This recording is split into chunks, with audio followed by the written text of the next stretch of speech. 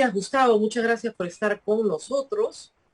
Te estoy sacando de un largo descanso médico de más de 6 meses y te agradezco mucho que lo hagas porque además nunca has dejado de dar la cara y nunca has dejado de pelear como lo estás haciendo ahora. Así que la primera pregunta es inevitable porque te están viendo todos.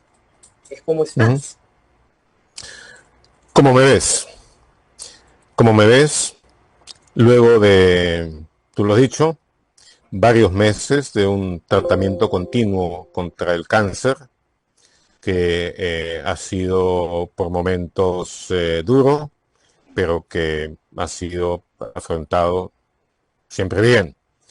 Y de hecho, yo debía continuar con licencia médica con por lo menos 3 meses más. Pero las circunstancias han hecho de que deba dejarlo. Y por fortuna, en medio de todo y de los resultados, entre otros estéticos, me temo, que Es evidente que has contado con la enorme discreción de todos tus colegas, tu familia, tus médicos durante meses, sí. pero es posible que las personas que han armado todas estas campañas de difamación sepan de Ujú. tu vulnerabilidad y estén aprovechándose de tu ausencia para hacer todo lo que han hecho. Bueno, Entonces, en determinado momento se enteraron hace no mucho, cuando tuve uno de mis entrenamientos en la clínica. Aparentemente alguien filtró la información y precisamente salió en las redes, entre otro de la pestilencia, de que yo estaba afectado con un caso grave de cáncer a los ganglios y nada, y entonces hubo algún comentario, incluso lo festejaron con el Perú Avanza, una cosa por el estilo, de tal manera de que sí lo llegaron a saber, y luego de eso arreció a fondo la campaña de ataque que, digamos, es una campaña que va a ser estudiada en el futuro, como en caso de desinformación, como algo que debía pertenecer solamente al ámbito de lo psiquiátrico, pero que de una u otra manera lograron imponer en la agenda pública por así sencillamente la fuerza bruta del sonido, y siguieron en eso. Por fortuna, y eso creo que ahora empieza a ser crecientemente clara, la reacción de buena parte de la ciudadanía ante lo que ha sido, de nuevo, lo que en cualquier otra circunstancia sería un exceso de mente, si no hubiera sido parte de una estrategia y de una estrategia cuidadosa por el lado por el lado de la ultraderecha y de los sectores más oscuros de la corrupción. Si no se hubiera dado eso, como te digo, hubiera sido como una cosa absolutamente loca.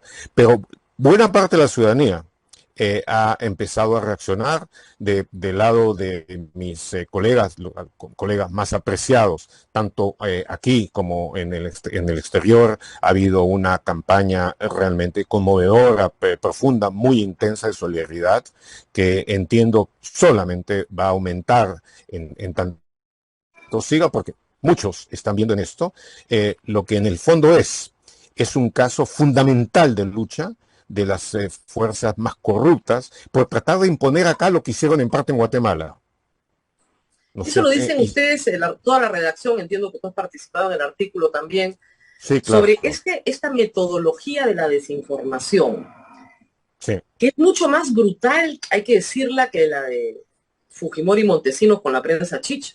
Es mucho más brutal porque utiliza la media verdad, ¿no? Ese ha sido el elemento constante. Ustedes han documentado en los últimos 10 meses 9 campañas de desinformación realizadas por Willax y así es.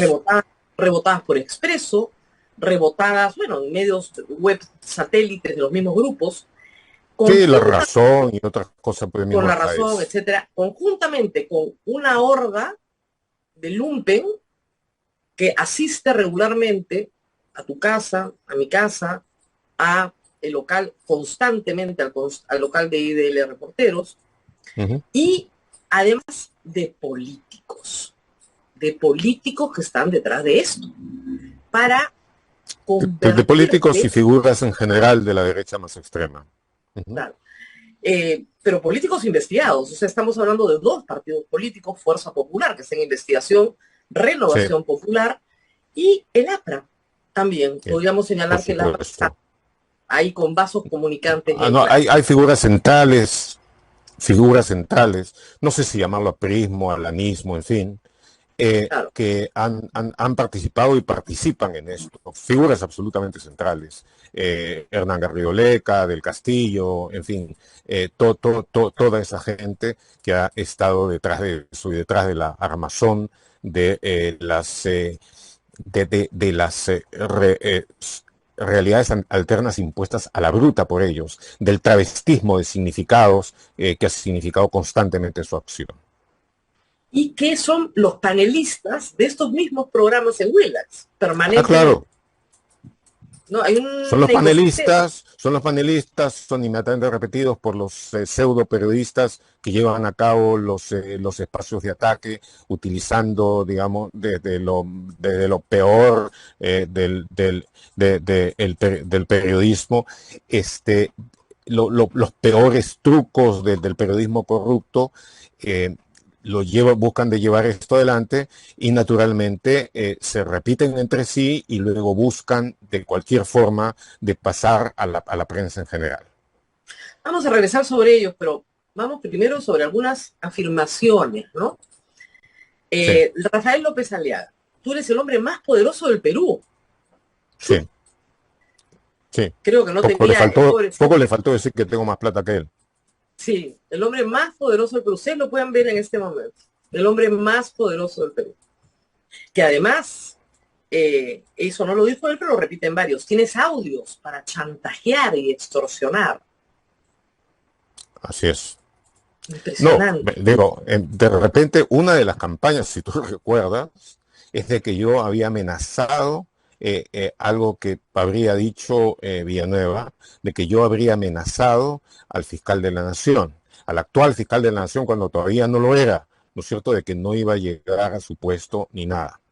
Entonces, y empezó a partir de eso, porque amenazó, cómo lo hace, cómo es posible, cómo se atreve, él es el dueño de todo. Y ahí sale López Aliaga en una de sus múltiples manifestaciones, digo, como esa especie de realidad inexistente, de pseudo realidad. Hemos visto al chupacabras, hemos visto este tipo de cosas. Entonces, ¿cómo es posible que el chupacabras esté caminando por acá? ¿Cómo es posible? ¿Qué opina este experto? ¿Qué opina este otro experto? Que de paso digamos, parte del elenco estable.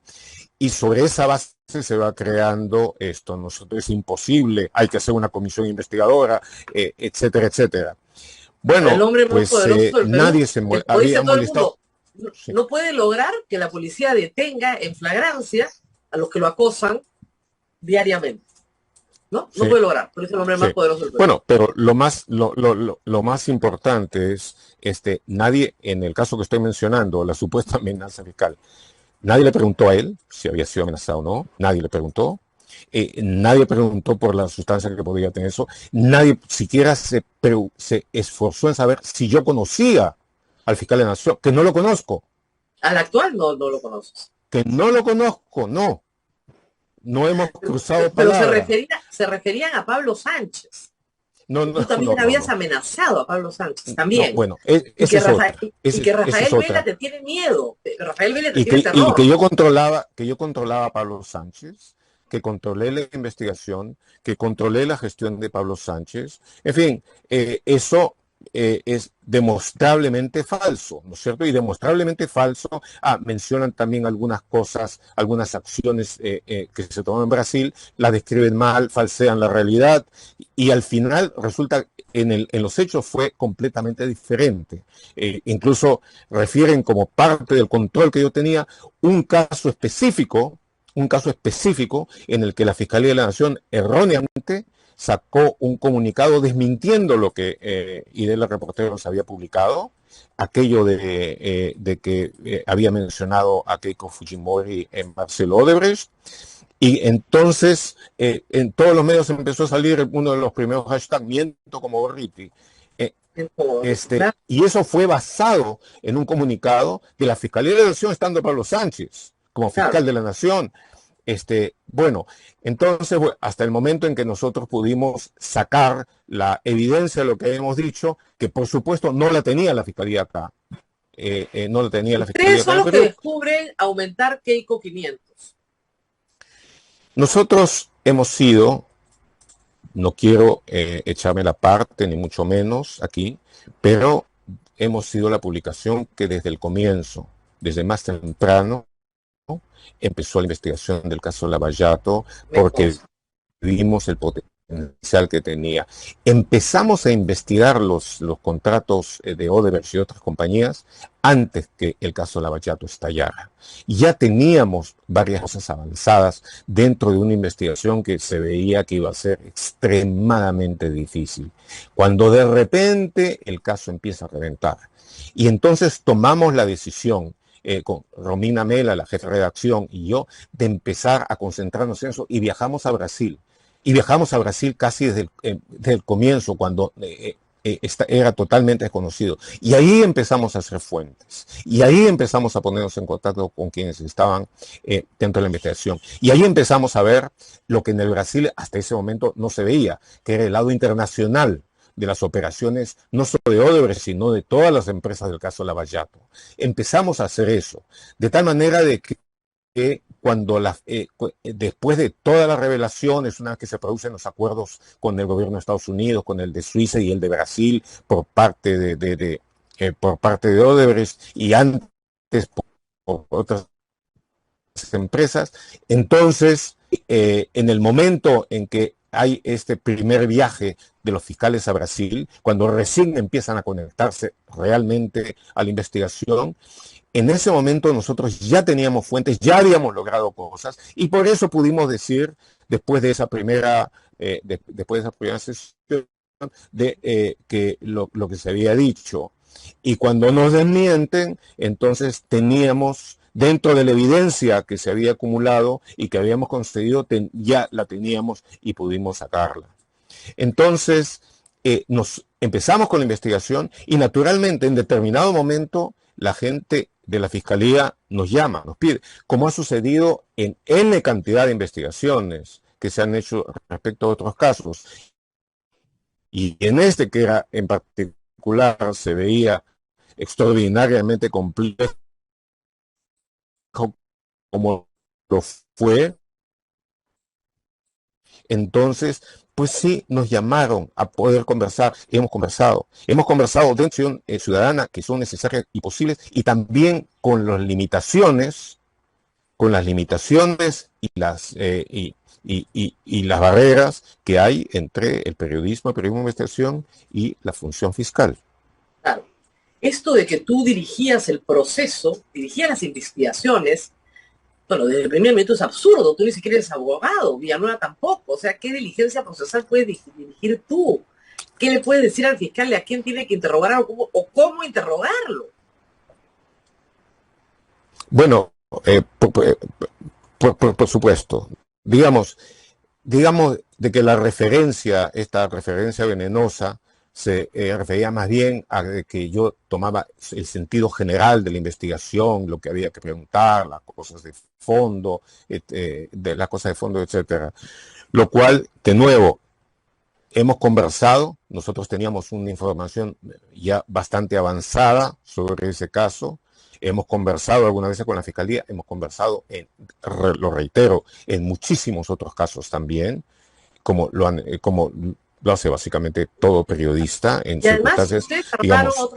otra cosa que ha sido muy útil, que fue la red de investigación latinoamericana, porque Odebrecht no es un caso ni de solo de Brasil y de Perú, sino de muchos otros países. Y gracias a esa red Empezamos, comienzan a sí, tener más información de otros trasvases de dinero que salen del Perú o que vienen al Perú. También se hizo por eso, y eso supuesto, sin la fiscalía, sino con colegas de otros países.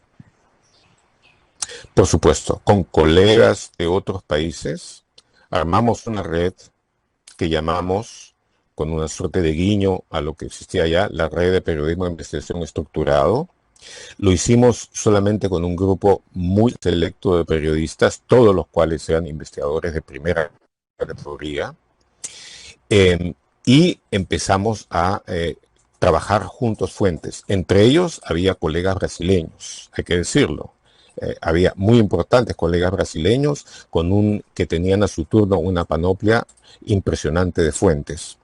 Entonces, en conjunto, manejando las fuentes, llegando a todo ello, conseguimos información importantísima. Entre otras cosas, muchísimo antes que nadie, los videos de cada una de las declaraciones y confesiones que habían hecho en Brasil mientras estaban haciendo su primera ronda de confesiones sobre el caso Lava Jato. Conseguimos todo eso. Y luego, por supuesto, en la medida en que continuó la investigación y continuamos avanzando, llegamos a obtener material que sirvió para establecer lo del caso Lozoya en México, los videos auténticos que llegaron a establecer los casos Glass y otros en Ecuador, información vital sobre las transacciones que se hicieron en Panamá, información vital sobre el conjunto de offshores que estuvieron dentro de esto. Claro, porque después vino Panama Papers. Panama Papers sí permite armar una investigación más grande sobre la ruta del dinero. Sí, pero nosotros habíamos empezado de eso mucho antes y muy profundamente. Claro, por ejemplo, ahí no hay José Domingo Pérez ni nada. Eso es no había nada. No, por supuesto que no. Por supuesto que no. Una de las primeras cosas que emerge cuando apenas llegamos a Brasil era la pregunta, y esto creo que puedo decirlo sin ningún problema, que nos las hicieron fiscales brasileños, procuradores brasileños, sobre la Constructora Internacional del Sur, que era una offshore sobre la que querían saber, y el gobierno panameño, la Fiscalía panameña, la Procuraduría le llaman ahí, no cooperaba. Entonces, nosotros con las fuentes que teníamos, la cooperación, que en este caso fue de Rolando Rodríguez de la prensa, pudimos sacar toda la historia de la Constructora Internacional del Sur, que al final resultó y vimos que era parte de una de las organizaciones que había recibido plata del consorcio de Odebrecht en Irsa Norte. De tal manera de que solamente juntando todas esas cosas fuimos avanzando tremendamente en la investigación, y naturalmente eso fue antes de que antes de que el equipo especial de Rafael Vela, José Domingo Pérez y varios otros fiscales pudieran empezar a tener una cooperación cercana con los brasileños. Entonces, cuando eso empieza a suceder, ellos, por supuesto, reciben toda la información, pero ya había mucha que era la que nosotros habíamos conseguido en nuestras propias investigaciones. Luego viene Cuellos Blancos de Puerto, donde parte de los implicados hoy están ahí. Pero yo quería hablar también sobre Villanueva. Sí. ¿Quién es este personaje? ¿Cómo se acercó al IDL? ¿Cómo se acercó a ti? ¿Desde cuándo lo tienes más o menos en el universo de fuentes? Porque tiene que haber sido fuente en algún momento. Por supuesto que sí. Por supuesto que sí. Él era, yo lo conocí cuando él estaba en la Fiscalía de la Nación. Me parece que en ese momento, como secretario general, o sea, el 2015. Cuando Pablo Sánchez era fiscal de la Nación. Eso fue básicamente al comienzo. Entonces, una colega que había sido periodista en su momento, me lo presentó para poder hablar, y él tiene, digamos, toda esa, su estilo, ¿no es cierto? Es un estilo que desde el comienzo es salamero y todo aquello, y además resultó que era catedrático de filosofía, que había enseñado en la Ruiz de Montoya y todo eso. Entonces, él inmediatamente se empieza a ofrecer como un vínculo que hace posible que busca de que se produzcan entrevistas, facilitar encuentros, facilitar todo aquello. Entonces, y él estaba en ese momento en una posición que desde el punto de vista burocrático era muy importante, la Secretaría General. Entonces sí, pero fue una fuente fue una fuente, uno de los Mucho. numerosos personajes de la administración pública, que sobre todo aquellos que están involucrados con asuntos de administración, con los que buscamos tener relaciones. Y por supuesto, cualquier periodista, cualquier persona que cultive fuentes en diversos lados, sabe, he conocido algunas excepciones, pero sabe de que por lo normal uno debe buscar un trato cordial, un trato respetuoso, y en la medida de lo posible un trato que genere confianza, porque buscamos que haya confianza y buscamos de que básicamente se sientan inclinados a proporcionar información y ayudar a conseguirla. Eso es parte de lo que hacemos, parte de lo esencial de nuestro trabajo. Pero me imagino que Entonces, en algún momento ya lo descartaron como fuente por no confiable. bueno, eso pasó mucho después porque Villanueva, digamos, la trayectoria que tiene Villanueva a partir de ese momento es, por decirlo menos interesante, ¿no es cierto? Sale de la esfera de Pablo Sánchez, reaparece brevemente en la de Chávarri, cuando estuvo allá, luego en algún momento sale del Ministerio Público, empieza a ser consejero, asesor de diversos políticos, con casi todos los cuales termina peleado, pero son aparentemente de centro izquierda, tirando a la izquierda, en las cuestiones políticas recientes, digamos, las elecciones de Castillo y todo esto, aparece vinculado en los sectores de izquierda. En el gobierno de Castillo aparece como asesor de Anaí Durán primero, luego pasa luego pasa al Ministerio de Defensa con Carrasco, luego de eso pasa al Ministerio de Justicia con Chero, y en todo ese proceso busca de estar lo más cerca posible de los grupos radicales.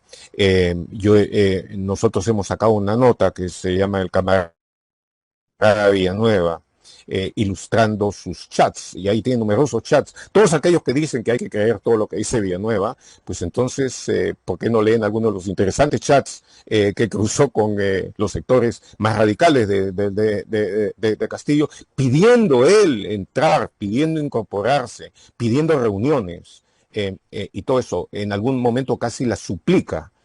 Eh, de tal manera que luego, naturalmente, sus testimonios será de que tuvo la reunión con con el otro, que hablaron de esto y aquello, algunas cuyas cosas pueden ser Pero ciertas y otras él no. se irroga una especie de papel de héroe, ¿no? Dice que él contrata a José Domingo Pérez, lo evalúa, que él lo lleva a tu casa para que lo conozcas, que él te lo presenta. ¿Eso es verdad? No, no. Primero, él no me presentó José a José Domingo Pérez. Domingo Pérez, y no lo trajo a mi casa para que lo conozca. Yo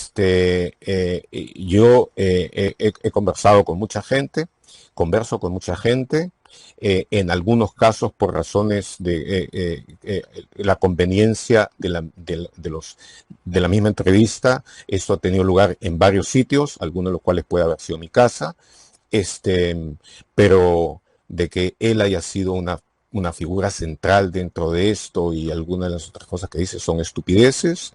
Y digamos, una de las cosas que él utiliza es de que de varias de las cosas que hay no existen más testigos que los participantes. Pero, digamos, en otros casos sí hay circunstancias objetivas que lo pueden desmentir y lo desmienten, y en estos días vamos a sacar varias de ellas, como para poder demostrar qué cosas las que ha dicho son mentiras, mentiras Eh, completas. Y a ver, además son cosas de que él dice, digamos, con una mala leche de media caña, pero que es tomado por los sectores histéricos de la ultra, por, digamos, el desagüe de Willax, etcétera, es tomado y hecho crecer como si fuera un hecho absolutamente central, ¿no?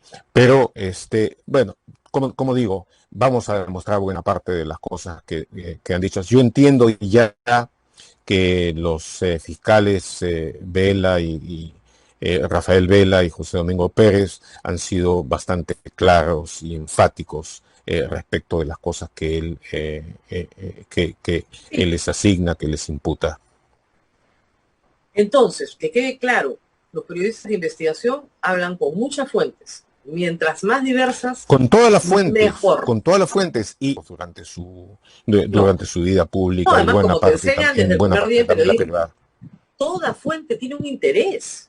Entonces tú tienes que advertirlo rápidamente para que no te cese, pero toda fuente tiene un interés. Por Si te está supuesto. contando esta historia, es por algo, ¿no es cierto? Ahora, Gustavo, hay la Sí, impresión, Lima, y me ha pasado más de una vez, gente que sí. es manifiestamente inocente, pero que está involucrada en los casos Lavallato. Y me dicen cosas como, habla con Gustavo Gorriti, para que hable con los fiscales. Creen que tú puedes poner y sacar gente de una investigación fiscal. O sea, te juro que yo siempre me río, digo, mire, así no funciona. Tienes que conseguirte un abogado, tienes que defenderte en el proceso, tienes que demostrar todo lo que tengas que demostrar y vas a salir libre. Sí, yo estoy completamente de acuerdo que los procesos han sido interminables, que hay un perjuicio económico para gente inocente que es inadmisible, que las prisiones preventivas no se pueden dispensar así, Estoy de acuerdo pero con eso también.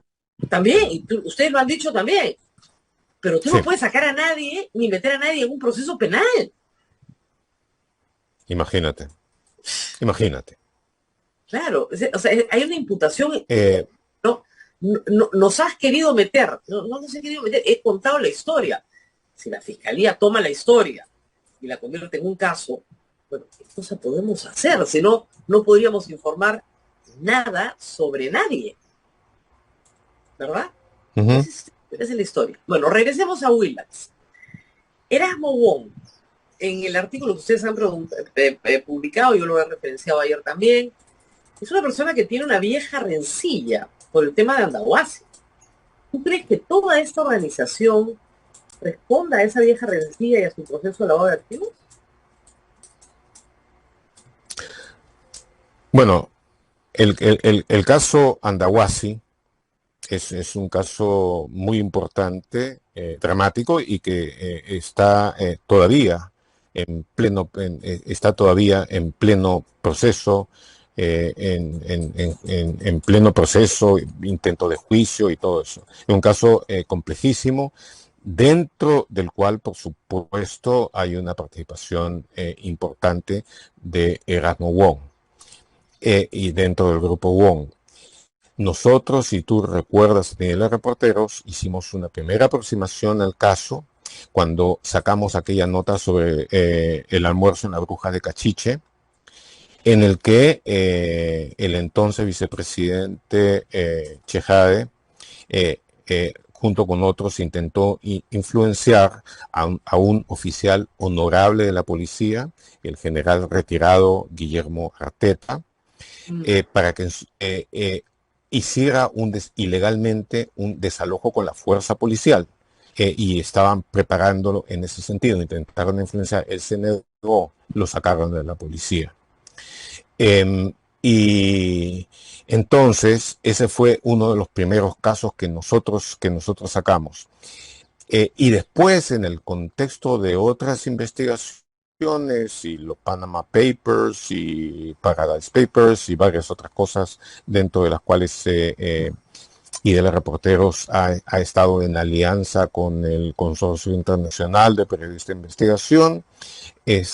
Pues ahí han figurado varias personas. Ahí ha salido lo de Rafael López Aliaga y sus diversos problemas vinculados con los offshores, sobre los cuales hemos publicado también una investigación, que es la que no va a terminar de arderle hasta el último de sus días, pero que no ha terminado la investigación, hay que Bueno, además, lo decirlo. más curioso era que su fondo de inversión Y debe era el que continuar. invertía, Y escúchame, lo luego más también, gracioso de López Aliaga, que sacaron ustedes también, era que invertía en un fondo de inversión de Soros.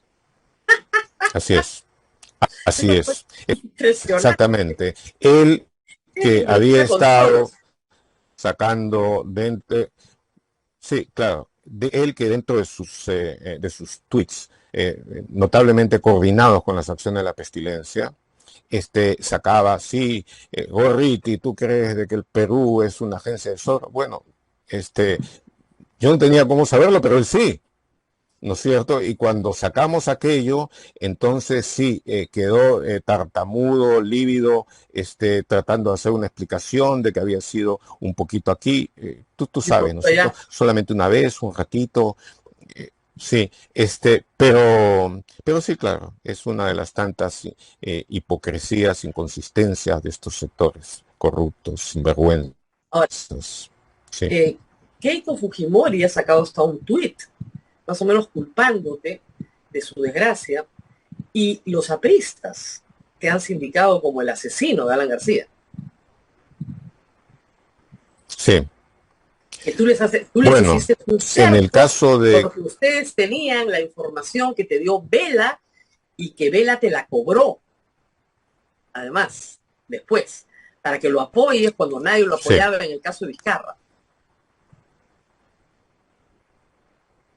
imagina. Bueno, son diversas cosas. La que es particularmente grave es la imputación de los sectores de los sectores más corruptos del alanismo vinculados con eso. Empecemos, si te parece, con lo de Keiko Fujimori. Perfecto. Nosotros iniciamos la investigación dentro de ese caso, ¿no es cierto? Ella puede culpar a quien quiera. Sí, cuando la Fiscalía de la Nación, al comienzo de todo, después de que Marcelo había mencionado su nombre, negó que desautorizó lo que nosotros habíamos hecho, dijo que no era correcto y era correcto, ¿no es cierto? Entonces ahí empezó la gran campaña. Ellos en ese momento básicamente controlaban el país, el fujimorismo. Tenía el control del Congreso, tenía todo, y eran extremadamente prepotentes. Entonces sale aquello de Miento como Borriti y todos los troles y todo aquello. Por supuesto se publicó la cosa y eso les tapó la boca. Y luego la investigación sigue, y luego la investigación sigue, y la investigación está basada en muchas cosas, en algunas cosas que conseguimos y en muchas cosas que nosotros no conseguimos y que ya son parte de una investigación fiscal y que tienen que ver todo con sencillamente la ruta del dinero y la ruta del pitufeo. Y luego las Claro. confesiones de colaboradores eficaces. Que han contado cómo, cuándo, dónde, de qué manera, a quién les dio, entregó ese dinero y les pidió de que lo dividieran como para poder iniciar el proceso de lavado y todo aquello. Entonces, ¿se produjo o no se produjo el hecho? ¿Ha sido o no ha sido documentado? ¿Se han revelado o no se han revelado las cosas? Hay colaboradores eficaces que han llegado a fondo en el detalle de eso o no los hay. Entonces, culpar a otros por las cosas que fueron, en las que solamente ellos son los responsables de haberlas pensado, de haberlas planeado, de haberlas ejecutado, perpetrado finalmente, ¿no es cierto? Creo que ilustra bastante bien sobre la naturaleza de la persona.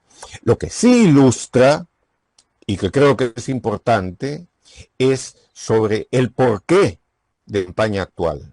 Porque ahora que está por empezar el juicio del caso cóctel, de lo de los cócteles, ahora que está por empezar, lo que se trata es de tirarse abajo el proceso, desacreditando a fondo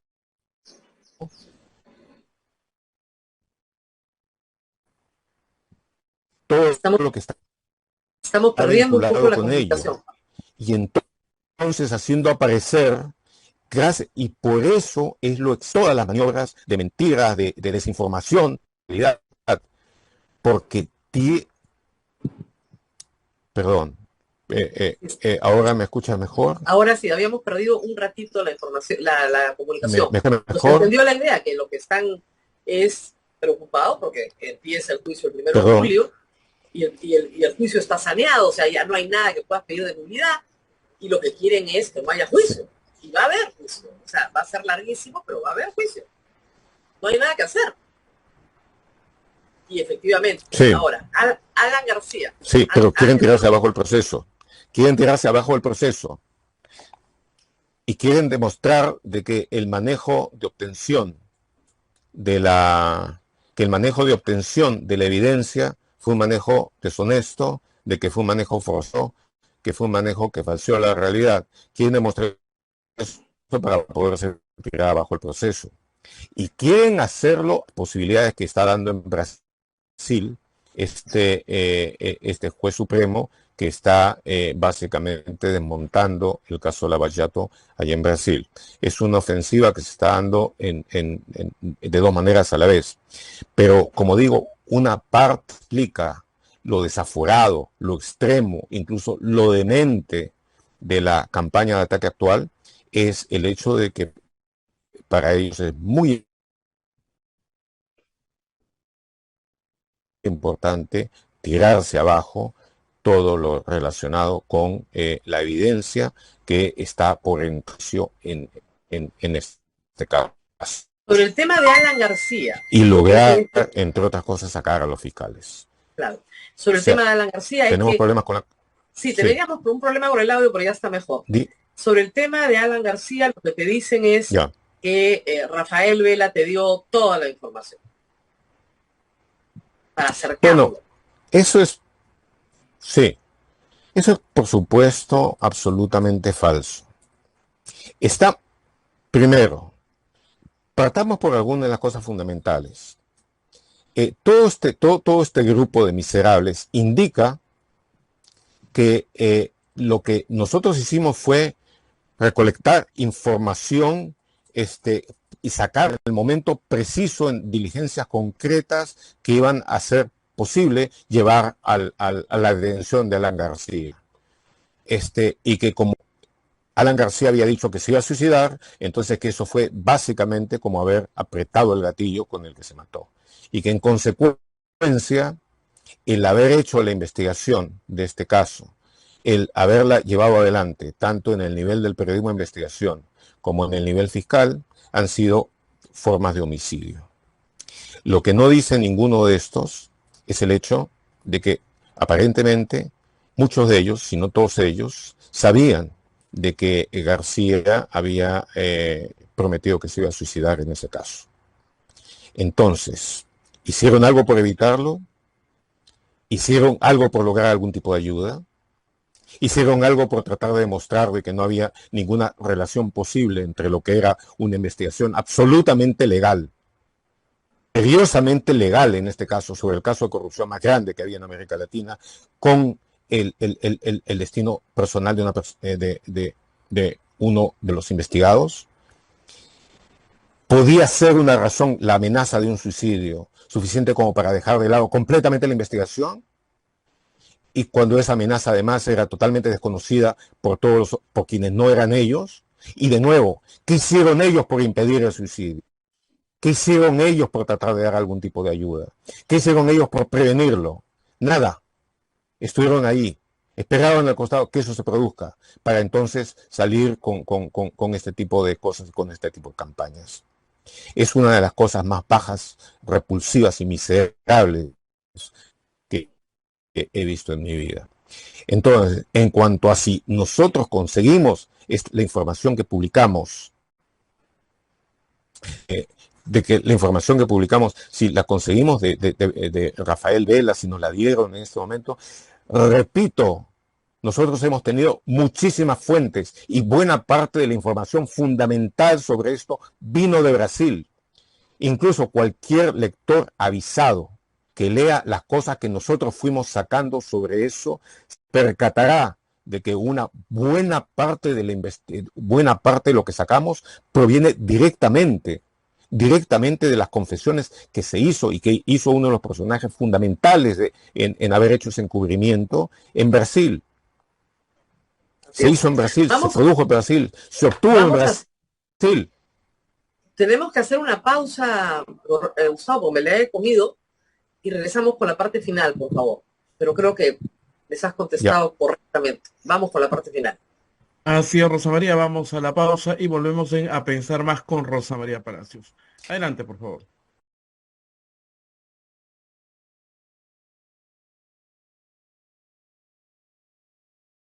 Terminar, yo anoche escuchaba a Ernesto Blume decir que tú te victimizabas. Yo sabía que teníamos esta entrevista y yo sí sé tu estado de salud.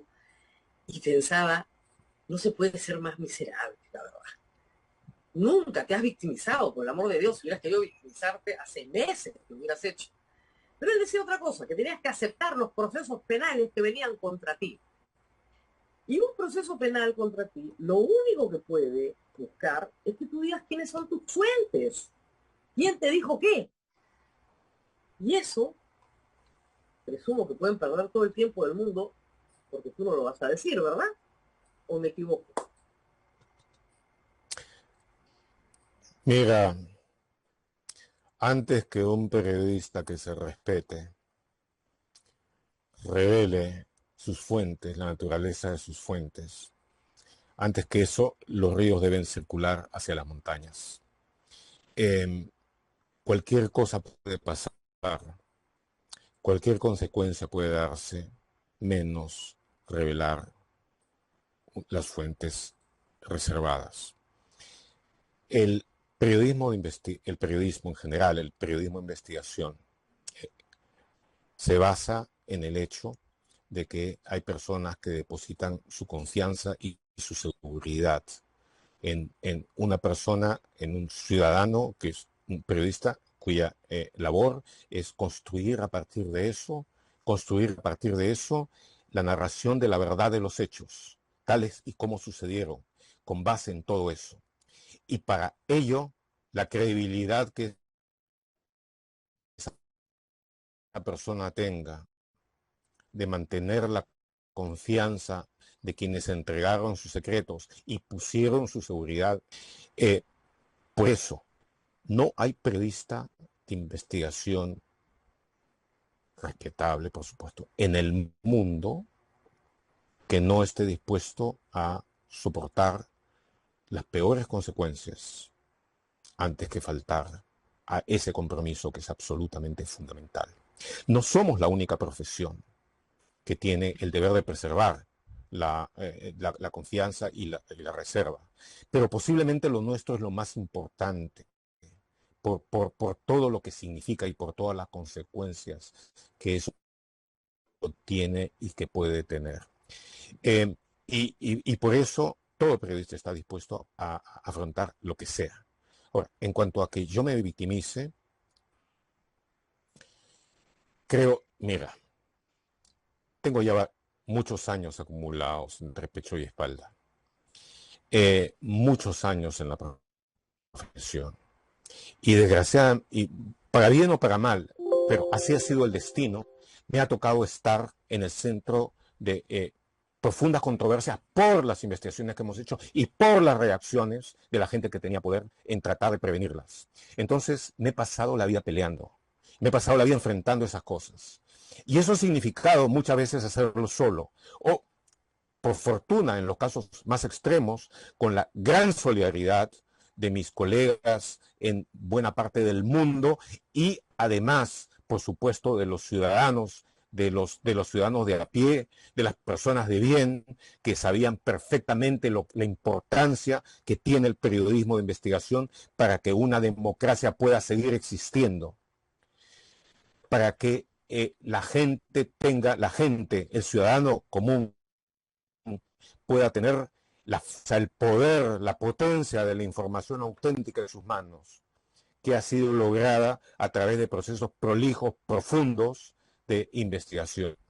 Entonces, cuando sucede esto, cuando hay campaña de esta naturaleza, en la que individuos como Blume, por supuesto, participan, son parte de toda la comparsa que está detrás de ello, eh, son exclusivamente para destruir la investigación, para destruir al periodista y para dejar un claro mensaje, un claro mensaje. Nosotros podemos tirarnos a cualquier persona abajo. Nosotros podemos lograr esto y nosotros podemos lograr quebrar a cualquiera. Pues que van a quebrar a su abuela. El, el, Hay ciertos valores que son fundamentales, que valen más que la libertad, que valen más que la vida. Y no tiene ningún sentido haber arriesgado, no tiene ningún sentido haber vivido lo que es. Son más de 40 años estar en esto. En una de las primeras investigaciones que hice, que fue aquella sobre la que he escrito La Calavera en Negro, tuve que tomar una decisión de si seguir adelante o no.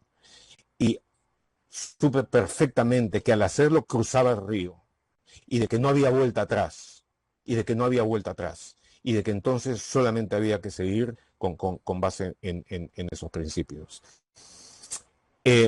No no he tenido problema alguno en dejar de lado la licencia médica para salir a enfrentar esto, como no lo he tenido en el pasado en enfrentar todo lo que hubiera que hacer. Y todas las consecuencias que sean necesarias. Pero no es mi caso, no es mi caso, que quede absolutamente claro. Es el caso del periodismo de investigación, es el caso del derecho de la gente a saber, es el caso del derecho de la gente a que no le mientan, a que no haya campañas masivas de mentira sobre las cuales se intente edificar poder, gobierno y corrupción, a que no se intente ir acá por la vía que buscaron hacer en Guatemala, de conseguir que los corruptos se hagan dueños de la anticorrupción y persigan y encarcelen a quienes estuvieron luchando contra eso. Entonces, esta es una cosa en la que me juego lo que me juego, y otros también, pero básicamente es la ciudadanía completa, el país, el que se juega su destino. Vamos a ser gobernados por la mentira, vamos a ser gobernados por la impostura, la superchería, la desinformación organizada como sistema, por demagogos rabiosos, que no solamente son de ultraderecha, porque ustedes habrán visto que Cerrón se sumó inmediatamente, como un comparsa más a todo esto, ¿no es cierto? Porque hay una cosa profunda que vincula a los cleptócratas entre sí, ¿no es cierto? Y eso va más allá de las supuestas ideologías. Entonces, bueno, eso es lo fundamental. Y no quiero que haya sonado ni a manifiesto ni a nada lo que he dicho, porque en el fondo lo que se trata son cosas muy sencillas. Los ciudadanos deben defender la democracia, los ciudadanos de a bien deben hacerlo. Los periodistas deben defender el periodismo honesto, el periodismo libre. Los periodistas de investigación deben defender la investigación y el derecho de la gente a saberlo. Y toda la ciudadanía debe defender esas libertades fundamentales. Va a haber seguramente intentos por penalizar, porque penalizar ha sido evidente. Bueno, Gustavo, estamos perdiendo ahorita, se ha escuchado todo Ha muy bien, sido todo, pero esto más que último, ¿no? evidente la labor del periodismo y del periodismo de investigación, que vamos a enfrentar la defensa de la prensa libre, la defensa del periodismo de investigación, la defensa del periodismo honesto, lo vamos a enfrentar en todos los foros, en todos los aspectos donde sea necesario. Y que quede muy claro, esto no es algo que se está dando solamente acá. Esto ya ha concitado la atención internacional, porque es evidente que se trata de algo que tiene que ver con una tendencia profundamente antidemocrática que desgraciadamente no solamente ocurre en el Perú. Este es uno de los casos más extremos, y por eso yo creo que va a ser seguido con muchísimo cuidado a nivel internacional por todos aquellos que tienen un interés profundo en la lucha contra la corrupción y en mantener la democracia como forma central de vida en sus sociedades. Muchas gracias, Gustavo. Hemos estado una hora casi contigo. Yo te agradezco todo el esfuerzo que has hecho para poder estar con nosotros esta mañana. Esta no va a ser nuestra Un placer. última conversación. Estamos absolutamente seguros de eso. Van a haber muchas más batallas que pelear, muchos más reportajes que presentar. Y gracias a todos los que han escrito solidariamente con Gustavo.